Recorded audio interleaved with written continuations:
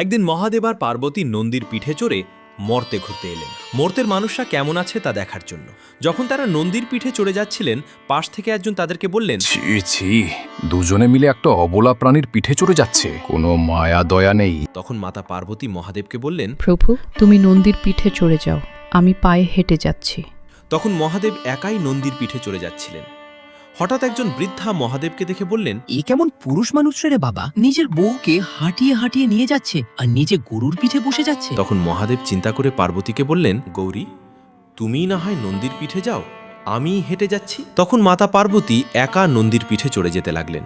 কিছু দূর যাওয়ার পর একজন মহিলা পার্বতীকে বললেন, তুমি কেমন স্ত্রী, স্বামী হেঁটে যাচ্ছে আর তুমি একা একা এই গরুটার পিঠে বসে আছো?